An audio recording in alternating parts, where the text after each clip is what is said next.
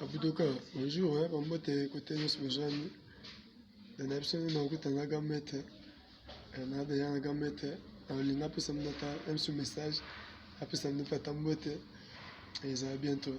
Ah ben non ça il faut non comme, dans ça les fonds, dans comme est-ce que gamete azali à l'occasion de l'anniversaire de Monsieur Abudokio, donc c'est ça quoi.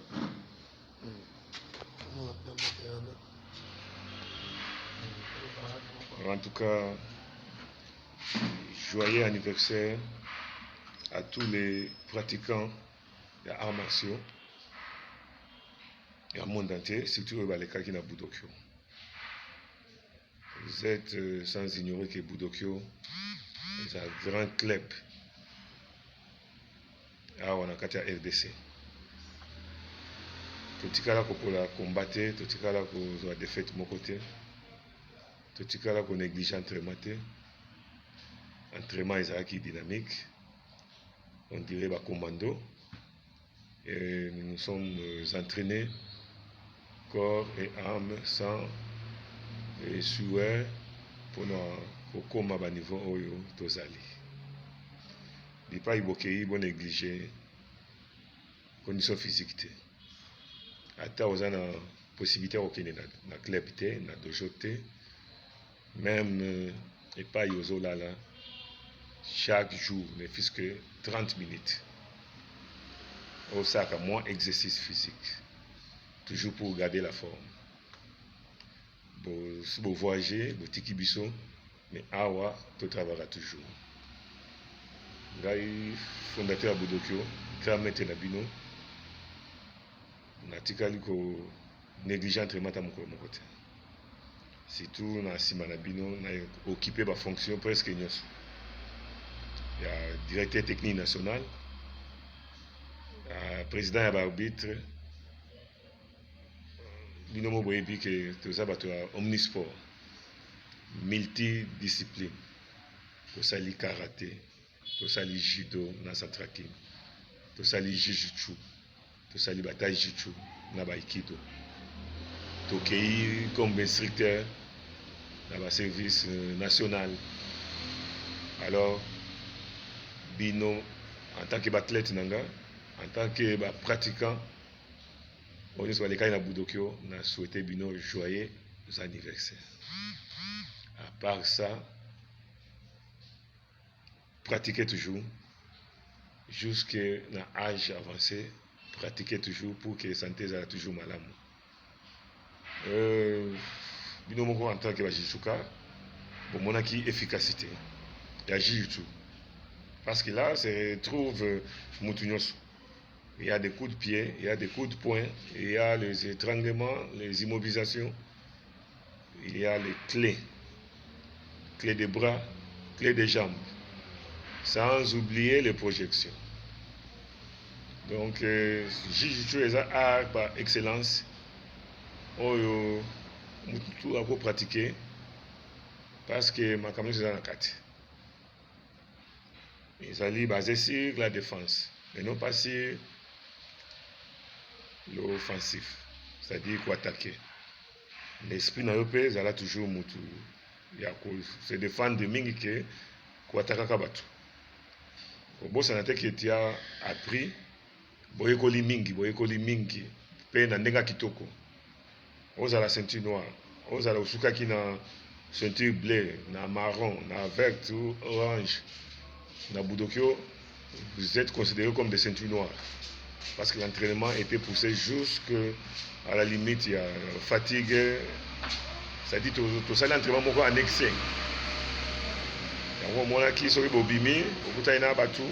Vous êtes des professeurs. On peut savoir mon leçon, la combat. Tu stoppes le combat, tu arrêtes le combat. Et ça fait qu'il est juste que temps réglementaire. Parce que l'adversaire a cocaté. Physiquement, vous étiez au point. Et pratiquement, théoriquement même, vous avez inégalé. Moi, je suis toujours en vie. Dernièrement, on va mettre un koufi, on va mettre un koufi. Va publier dans les réseaux sociaux. Mais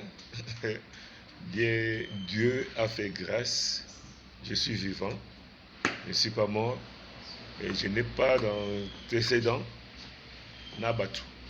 Bino Boibinga, je ne parle pas beaucoup, sauf que, bonsoir, je ne parle pas beaucoup, sauf que ça va toujours un peu sévère côté comportement. Parce qu'à partir du respect, à partir de la façon dont on se comporter, il peut ça estime, il peut ça moins confiance. Sans respect, aucune confiance ne peut naître. Partout, partout, bino bozali, bozala respectuer na bato bozana bango directement ensemble et surtout, bipa ibokena ça ba boulot, soit bipa ibokena ça ba entraînement ou bien pour le quelque chose. À partir du respect de ces gens-là, ba camarades na bino, bato bosi bo message na bango, bako pesa yo estime, bako pesa yo confiance. Et le reste viendra après. Net bonheur, net makamusu loka ba courage et surtout que bosa na te sentiment ou les clients c'est amitié. C'est le plus pur des sentiments humains. L'amitié, pas la camaraderie, mais l'amitié. Puisque vous êtes des amis, Radissi, comme déjà famille, surtout dans le côté Boza Mosika. Joyeux anniversaire, Boudokyo fondé le 13 juillet 1988, dans la paroisse Saint-François-Xavier, à Onakin, à RDC, Massina Petro Congo.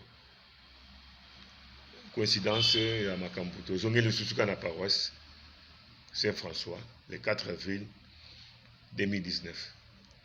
Père Kiré à paroisse nous a permis, nous a autorisé d'installer pour la deuxième fois le club Boudokyo dans la paroisse. Boudokyo, c'est-à-dire Olympique Boudo Club de Kinshasa. Quand on parle de l'Olympique, on voit l'ensemble des meilleurs jeux. Les Jeux olympiques, on voit les meilleurs jeux. C'est-à-dire que Jeux Oyo, ils ont un fair play. Il y a un moni biso, malgré on a pratiqué les jeux un peu compliqué, dans une agressivité, mais on a maîtrisé presque l'environnement. On a eu beaucoup d'estime, beaucoup d'amour envers les gens. C'est pour que nous mingi trop de sympathisants parce que nous étions des modèles. Vous avez modèle et pas Ibino Bozali. Et comme ça, le coup, il y a Boudokyo, et ça, le coup, il y a Grammet et Nabino Ndenge, Nazo Tinde Nabino message pour eux. Et je crois que ensemble, surtout ça, toujours unis, même à distance, Tokolonga. Joyeux anniversaire. Boudoké en enfant. Vaincre ou mourir. Merci beaucoup. Je crois, Maître Bobo, Maître John, Maître Tama, Maître Elvis, Maître Tramontina, Maître Bushido, Maître Moubenechai, Maître Eko, l'invitation à Lucette Bamissus. Je crois que vous avez tout, vous avez quand même. C'est ça qu'il faut comme pour te mettre sur la vie, tout quand ça clair, tout quand ça clair. Les amis à bien. Papa ou papa a vision. De faute un jour tout sur ma tatami et à peine clair boy. Ils allaient bien. Vraiment les bonnes choses dans cette mission. Enveloppe est commis. Je crois que vous avez un groupe, donc c'est ça. Merci beaucoup. À suivre.